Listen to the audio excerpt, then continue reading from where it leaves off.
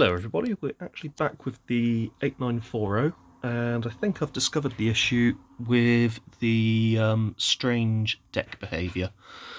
Doesn't seem to be anything Syscon related, but it is to do with this arm here. So this arm should come across like so, activate that micro switch, which in turn releases this arm down here, which allows you to then eject the cassette. Because this micro switch isn't activating, the system does not know that it is at the end of its lacing process, or the end of its delacing process. This will keep spinning, trying to bring the tape back in, and obviously eventually there will be a condition where this motor will go high in resistance, I guess, and Syscon will shut the system down, and then you'll get the characteristic flashing of the LEDs on the front when you try to press a function button, because the system has gone into a shutdown fault condition. So what I'm going to try and do is first off remove this, then I'm manually going to pull back one of the loading arms which activates this.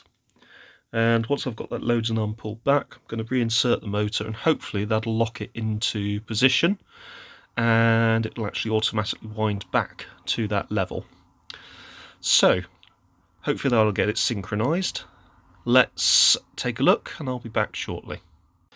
So my original problem started after I replaced the load motor drive belt, and what I noted after doing some research, and thanks to everybody's help on here, when you mentioned real sensors, I thought, okay, I'll Google 3V29 real sensors, and what I discovered was that the problem that I was experiencing had been experienced by someone else, whereby they would go in out of standby, which we're in at the moment, and the rewind spool would basically start to rotate slowly, which is exactly what mine was doing. So they traced their fault to a micro switch underneath the deck. That micro switch is actuated by this post here, which locks into an arm underneath here, which activates the switch, and that tells Syscon that the machine has fully unlaced. So what was happening was this was ever so slightly forward, so the machine was never fully unlaced. If I flick it on now, which I've just done, as you can see there, it's no longer rotating, and because all of the internal arms are fully retracted, my eject is working. There is still a problem with the damper. I've actually tried replacing the rubber idler on there, but it's possibly a little bit too big, so it does seem to be causing some issues. So let's pop in a cassette. I don't mind if this one gets destroyed, really don't. And let's try. So there's fast forward, that's now working properly. Go straight into play.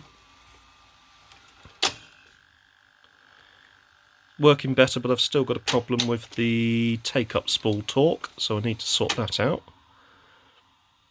As you can see now, it's not constantly trying to rewind, and it now ejects properly. So from a Syscon perspective, I think we're sorted. Let's try pressing rewind, which is this one. So yeah, there's definitely a problem with the torque on the idler, so I need to sort that out. It may actually come back with a few exercises of fast forward and rewind, so we're certainly going to give that a go and see what it does. May also be I need to realign the cassette tray slightly, so I can give that a go as well. But anyway, thank you everybody very much for your assistance. We got to the bottom of the problem. Thank you very much, see you soon, and take care. So this little thing here is the air brake, which is used for the tape loading cradle. And this one was all bent. So what I've done is I've straightened it. I've had to rejig this little wheel here so that it's sort of as straight on as I can get it onto the spindle. And what seems to happen now is when you gently press on it,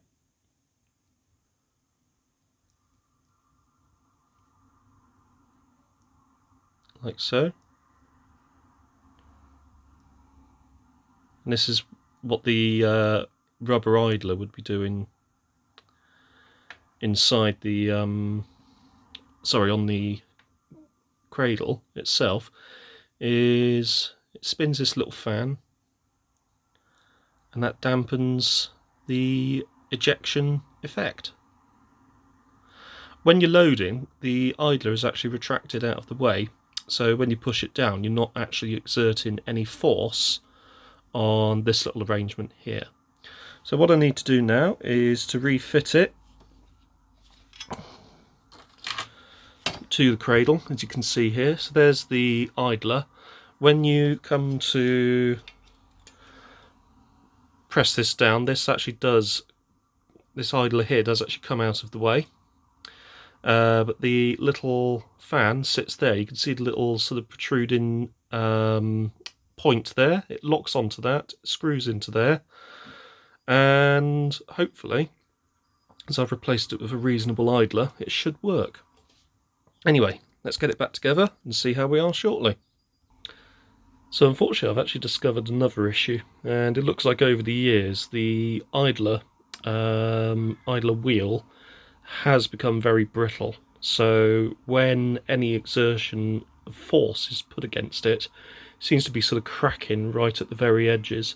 So in order to protect the little fan from further damage, I'm going to remove it and just have the machine operate in a I'm going to have to carefully retract it sort of method.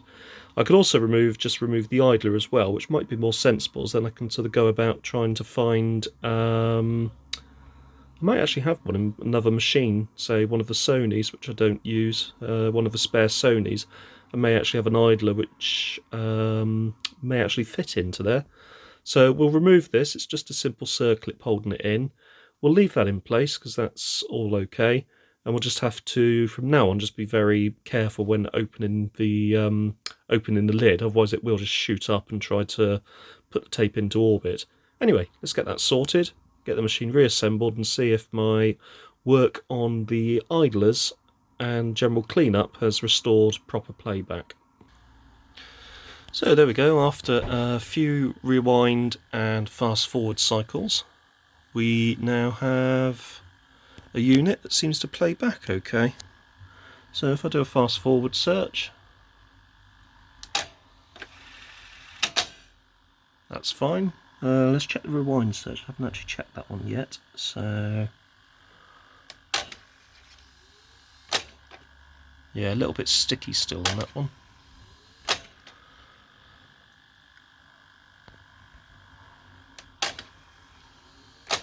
But I'm not going to disown it because of that.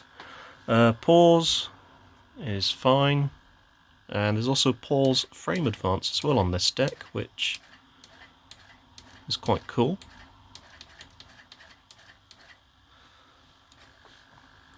And that's about the only trick function there is, to be honest, apart from the forward wind and rewind search. But I've had it connected up to a TV yesterday and it worked absolutely fine. But for now, I'm going to give it a bit of a reassemble, and then we're going to see how it is. I've also had, when I can locate it, there it is. The front panel has been drying overnight, so I glued it yesterday. And let's see if the buttons want to cave in immediately. So before they were sort of caving in at this corner, sort of coming away there. And they don't seem to be doing that today. So we can now get the machine put back together, and we'll go and take it for a real test drive. So you will join me shortly once it is back together. And after reassembly and a quick polish using some G-free car cutting compound and some auto finesse polish, we have managed to produce this sort of effect, which doesn't actually look too bad. The G3 was actually pretty good at removing a lot of the sort of ground-in grime, ingrained grime within the plastic, and apart from these sort of like blemishes here, which just seem to be age-related, it's looking pretty smart actually. Rather pleased with that. So the next step for me is to go and give this a bit of a soak-in test and see how she performs with the new belts, the realignment, what I've had to do, and a couple of other bits and pieces, including the full tape path clean I've completed. So let's go and give it a go. So here we go. Here is the 8940 running with what I affectionately call the TX10 Gear X Executive. People that know their cars will probably get that reference.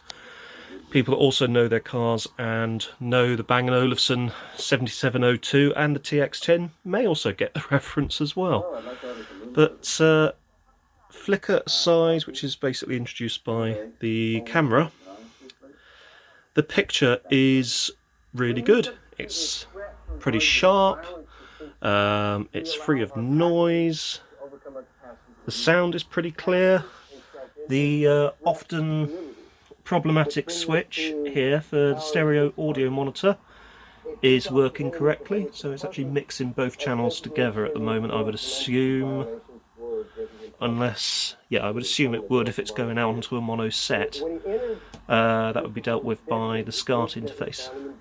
So this is coming in over composite, and yeah, actually working pretty well. Colours are typical VHS, slightly washed out, not quite as good as Betamax, but overall the quality is, in my view, it's actually a lot better than a far newer VHS deck. But then again, JVC did build these decks really well. Anyway, that's another one saved, another restoration complete, and another pleasant addition to my collection. If you have found this video and series interesting, don't forget to hit the like button. Don't forget to subscribe, and I will see you again very soon. Thank you very much. Take care.